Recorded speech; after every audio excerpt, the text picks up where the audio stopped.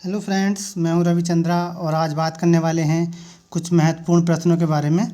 देखेंगे इनके क्या क्या आंसर हो सकते हैं और बहुत महत्वपूर्ण श्रृंखला मैंने चलाई है। लगभग आज ये तीसरी क्लास है मेरी, जिसमें मैंने कम से कम MCQ मोस्ट MCQ कराए लगभग 25-30 हो चुके हैं और आज में 7 प्रश्न हैं। इनके बारे में डिटेल से बात करेंगे। चलिए देखते हैं ज़्यादा टाइम न लेते हुए। तो ये बहुत ज़्यादा महत्वपूर्ण है TGT PGT नेट JRF के लिए, जैसे मैंने ये लिख रखा है। चलिए सबसे पहले देखते हैं। पहला प्रश्न पूछा गया है, प्रशांत महासागरीय पेटी के बारे में कौन कौन से कथन सत्य हैं। यानी जो प्रशांत महासागर है, सबसे बड़ा महासागर है, इसके बारे में कौन कौन से कथन सत्य हैं। तो सबसे पहला है, सर्वाधिक ज्वालामुखी वाला क्षेत्र है। यानी जो प्रशांत महासागरीय क्षेत्र है या पेटी है वो सर्वाधिक ज्वालामुखी वाला क्षेत्र है। हाँ, ये सही बात है फ्रेंड्स, क्योंकि ये सर्वाधिक ज्वालामुखी वाला क्षेत्र है, तो ये ठीक है। फिर पूछा गया है, इसे अग्निवलय यानी कि रिंग ऑफ फायर कहते हैं। तो प्रशांत महासागरीय पेटी को रिंग ऑफ फायर भी कहा जाता है।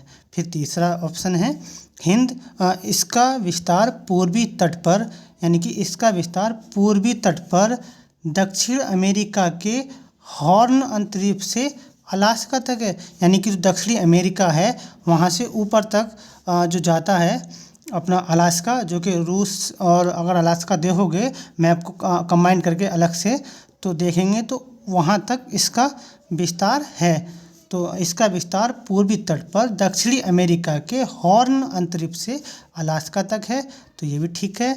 फिर चौथा ऑप्शन है, जापान, क्यूराइल व फिलीपींस भी इसमें शामिल हैं। हाँ फ्रेंड्स, अगर आप मैप में देखोगे तो जापान भी है, क्यूराइल भी है, फिलीपींस भी है, ये तीनों इसमें शामिल हैं।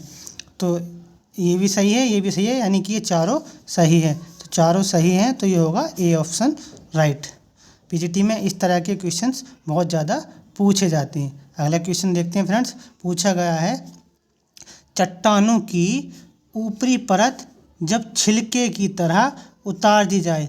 यानी छिलके की तरह, मान लीजिए प्याज है, तो प्याज को जब हम छीलते हैं तो एक तरह से उसके छिलके उतार देते हैं, तो उसे क्या कहा जाता है। यानी कोई चट्टान है तो चट्टान इस तरीके से परत उतरे, जैसे प्याज की परत को हम उतार देते हैं, तो उसको क्या कहा जाता है।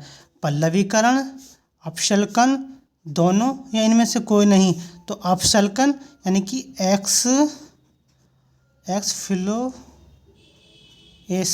एक्सफ्लोएशन इसको कहा जाता है। तो अगर देखा जाए फ्रेंड्स, अपशल्कन का ही फॉर्मेट होता है, इसका ही प्रारूप होता है पल्लवीकरण। पल्लवीकरण का मतलब यहाँ होता है परत दर परत, यानी परत दर परत उतरती जाती है, उसको ही पल्लवीकरण और इसको ही अपशल्कन यानी एक्सफ्लोएशन कहते हैं। तो फ्रेंड्स इसका आंसर होगा दोनों, यानी पल्लवीकरण।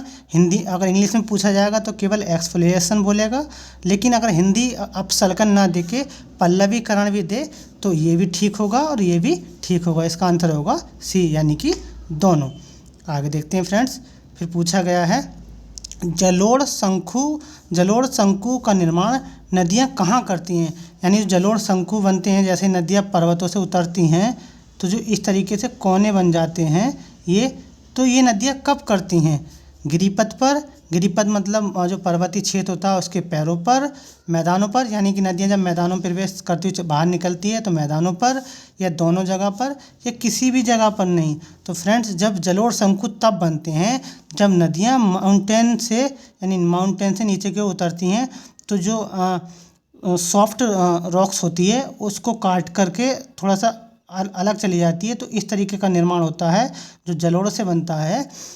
तो वो गिरिपथ प्रदेश पर होती है। मैदानों पर जलोढ़ शंकु बनते हैं, जलोढ़ पंख बनते हैं, ना कि शंकु। तो फ्रेंड्स इसका होगा गिरिपथ पर, ये आंसर होगा इसका।